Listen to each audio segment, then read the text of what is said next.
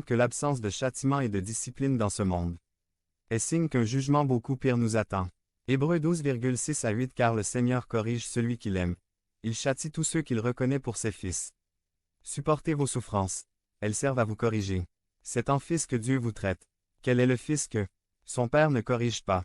Si vous êtes dispensés de la correction qui est le lot de tous les fils, alors vous êtes des enfants illégitimes, et non des fils.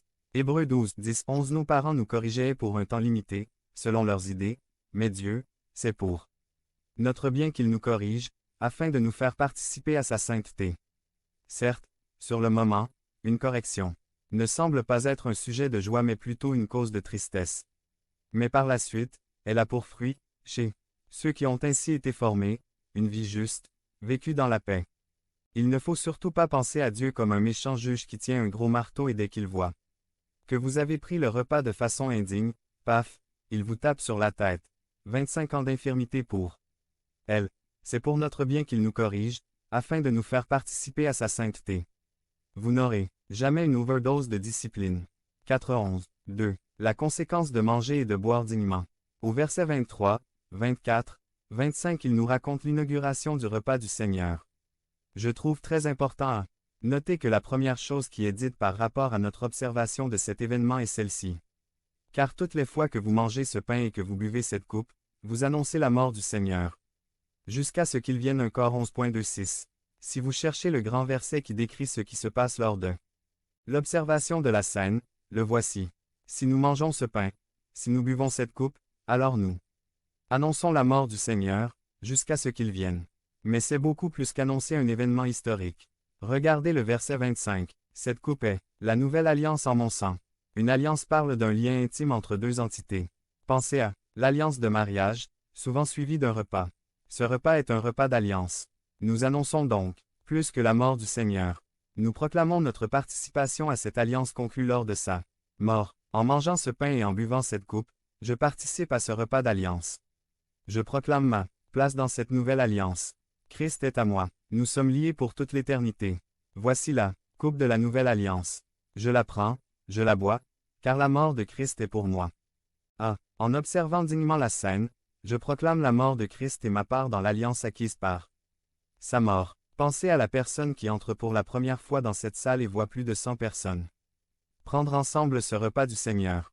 C'est une proclamation de la mort de Christ et de notre foi en elle. Nous disons par ce geste qui nous faisons partie de ceux pour qui Christ est mort. B.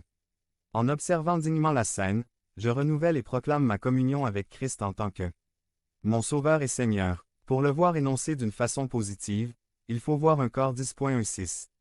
16 La coupe de bénédiction que nous bénissons, n'est-elle pas la communion au sang de Christ? Le pain que nous rompons, n'est-il pas la communion au corps de Christ? Le pain physique implique et illustre une communion spirituelle sans expliquer la nature de ce lien entre l'acte physique et la réalité spirituelle derrière. Au chapitre 11 c'est dit de façon négative. Si tu viens indignement, tu ne connaîtras pas la communion, mais la condamnation. Tu ne seras pas affermi, mais discipliné. Pas chéri, mais châtié. Le repas a toujours été connu comme un temps de communion. Trouvez un corps 5.1 maintenant, ce que je vous ai écrit, c'est de ne pas avoir des relations avec quelqu'un qui, se nommant frère, est débauché, ou cupide, ou idolâtre, ou outrageux, ou ivrogne, ou ravisseur, de ne pas même manger avec un tel homme. Déjà dans cette même lettre nous voyons manger comme un signe de communion. Il ne faut pas manger avec un tel homme, mais il faut manger le repas du Seigneur. Puis nous avons 3 chapitres 8 à 10 où ce verbe manger revient beaucoup de fois. Est-ce qu'on peut manger des viandes offertes aux idoles? Et c'est dans ce contexte qu'il dit au chapitre 10.16 le pain que nous rompons, n'est-il pas la communion au corps de Christ? Vous vous rappelez peut-être que nous avons dit la dernière fois que le fait que ce soit le repas du Seigneur veut dire qu'il est l'hôte du repas, il nous convie au repas. S'il nous a conviés au repas, c'est qu'il ne manquera pas d'être là. Il est réellement présent. Christ ne se trouve pas dans des éléments statiques, mais il n'est pas pour autant absent du repas. Il y a une réelle communion avec le Christ fait homme lors du repas. C'est, après tout, son repas. 5.11. C'est donc un repas avec le Seigneur. C'est pour cela qu'on l'appelle parfois la communion. Il y a, dans le repas, une communion sur 2 niveaux. Une communion avec nos frères et sœurs, et une communion avec le Seigneur. C'est, en observant dignement la scène, je renouvelle et proclame ma communion avec mes frères et sœurs. Dans la Nouvelle Alliance, là aussi c'est dit d'une façon positive en 1 Cor 10.17. 16 La coupe de bénédiction que nous bénissons, n'est-elle pas la communion au sang de Christ? Le pain que nous rompons, n'est-il pas la communion au corps de Christ? 17 Puisqu'il y a un seul pain, nous qui sommes plusieurs, nous formons un seul corps, car nous participons tous à un même pain. Puis c'est dit d'une façon négative au chapitre 11. 17 En donnant cet avertissement, ce que je ne loue point, c'est que vous vous assemblez, non pour devenir meilleur, mais pour devenir pire. 18 Et d'abord, voici donc la première chose qu'il va noter quant à leur pratique indigne de la scène. J'apprends que, lorsque vous vous réunissez en assemblée, il y a parmi vous des divisions. Puis notez le verset 20. Donc lorsque vous vous réunissez, ce n'est pas pour manger le repas du Seigneur. Pourquoi n'est-ce pas le repas du Seigneur? Quel est le gros problème? 21 Car, quand on se met à table, chacun commence par prendre son propre repas, et l'un a faim, tandis que l'autre est ivre. 22 N'avez-vous pas des maisons pour y manger et boire, ou méprisez-vous l'Église de Dieu, et faites-vous honte à ceux qui n'ont rien?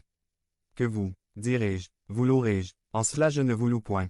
Le repas est donc un événement collectif, une déclaration de communion, non seulement entre le chrétien et son sauveur, mais entre les chrétiens. C'est pour cela qu'il dit au verset 33. Ainsi, mes frères, lorsque vous vous réunissez pour le repas, et voici un impératif de plus, attendez-vous les uns les autres. 34 Si quelqu'un a faim, qu'il mange chez lui, afin que vous ne vous réunissiez pas pour attirer un jugement sur vous. C'est pour cela que nous prenons le repas du Seigneur ensemble au temple, pas chacun chez soi. On devrait pouvoir se regarder les uns les autres en prenant le pain et la coupe, car nous sommes en train de dire nous faisons partie de la même alliance. Nous avons le même Sauveur. Il y a des plus riches et des plus pauvres, mais nous sommes frères et